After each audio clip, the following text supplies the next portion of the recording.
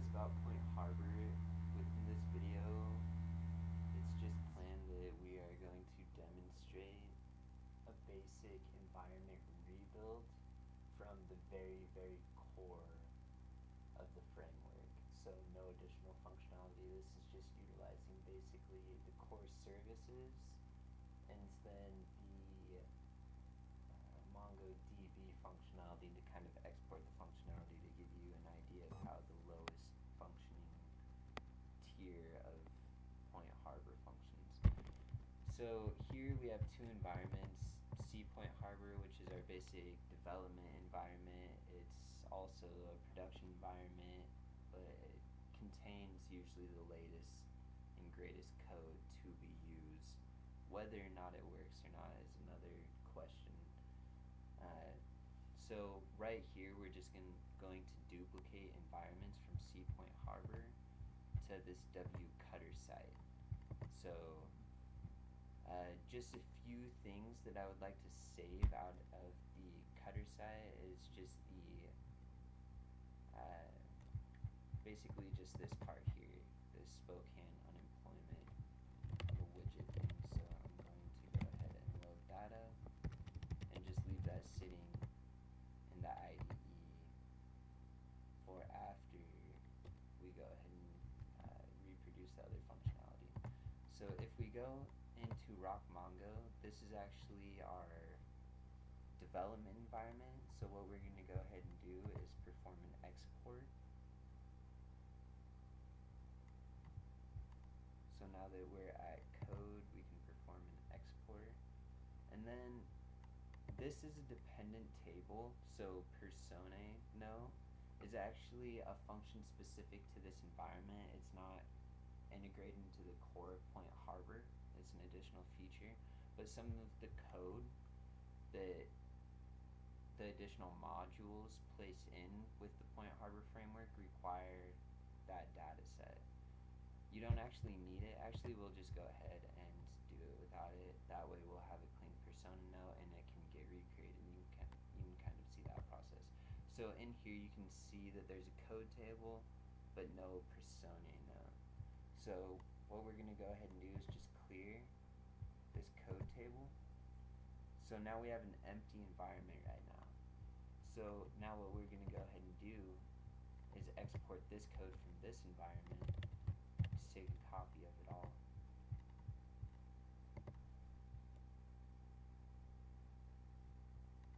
And then go ahead and go in here and execute that as a script.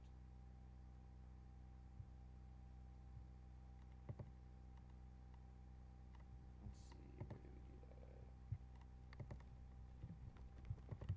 So once we execute this script, then we should have the same number of code files. And then if we save this, we should have one additional, so 46. Now if we go over to this environment, we have all of these same functionality, except now you see the video instead of the Spokane unemployment. So that's what we're going to change in our new environment. And also we're going to put a new title. So if we go here and we say PointHarbor init 1 JavaScript, load that, and this is the file we're actually sitting on, but we're just going to go ahead and replace that,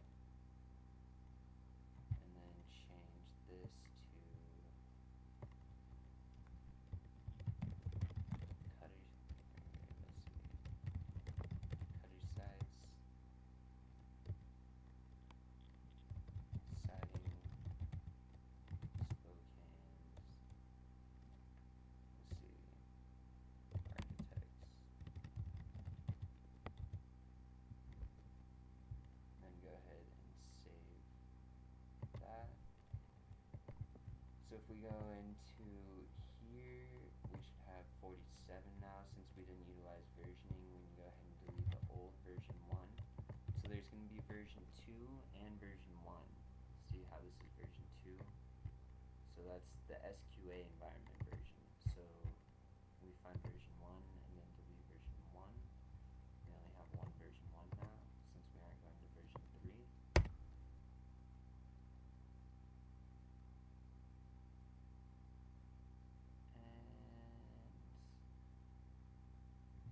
Now what's actually happening is it's grabbing version 2 because the order, and there isn't a version specifier in the markup for this portal page right here. So this is actually static and it was deprecated. So what we're going to go ahead and do is load the new portal. So if we just go here, portal 1, HTML, you can see that we can add a version specifier in here. And this is just a dynamic version of the same file that you just saw. We can go in here and then go in here and change this code, but then we would have to perform another check-in. So what we're going to go ahead and do is, instead of doing that, we're just going to get rid of this file in this environment as well. And now both of these environments should be similar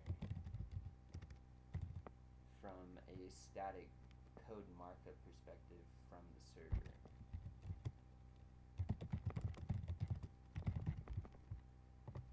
So as that is going through its cycles of deploying, we're waiting for that, we can actually get the URL for the new site.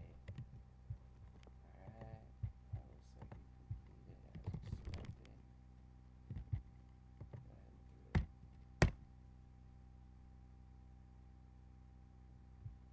And now if we view source here,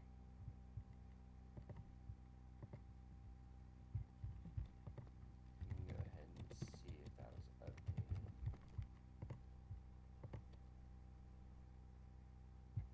Alright, so we didn't save it. So let's go ahead and save after load this version 2 specifier.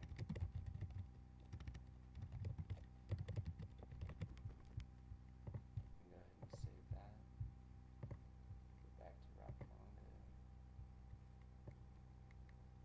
Now let's go ahead and delete the old version 1 since we didn't properly version it.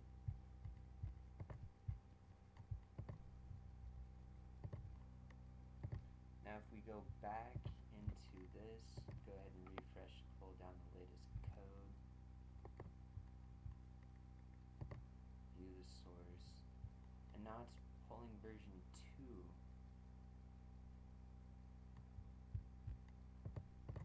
And we're still getting the SQA environment, so we're going to have to go and look what's happening here.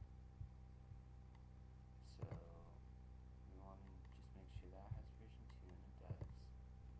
So what we're going to go ahead and do, oh, and this is version 1. So we specified the wrong version is why that's not working. So we're going to go ahead and go back. Portal 1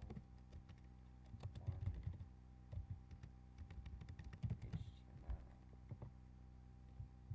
And this should be version 1.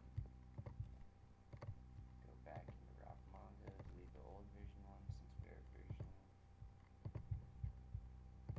And refresh this. Now it looks like we're getting our data back as expected. So now, two different login systems, and we just duplicated the environment, made a few customizations, and carried over some of the old data from the old environment. But if we look here now, this environment had a test portal. So that's the test portal is what we're actually seeing because that's the version 2. It utilizes the version 2. So now it's properly selecting the landing portal and the SQA environment now that we specified that version.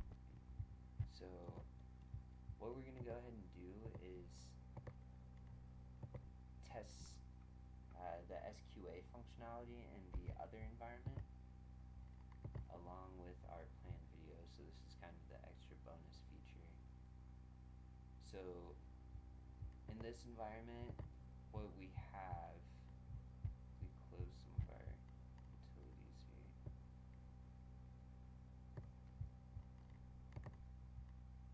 Is a build script that we're testing. So cross environment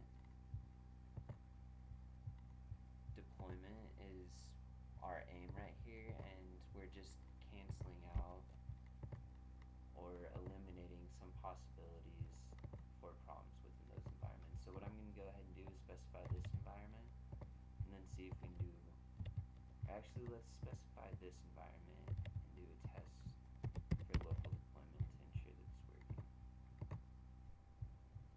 And it is. So let's finish up testing real quick.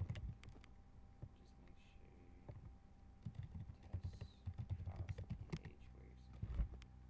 Alright, so our environment replication and customizations worked, and the local environment deployment is working, so we've completed the scenario for this video, which was replicating the environment and then making some customizations.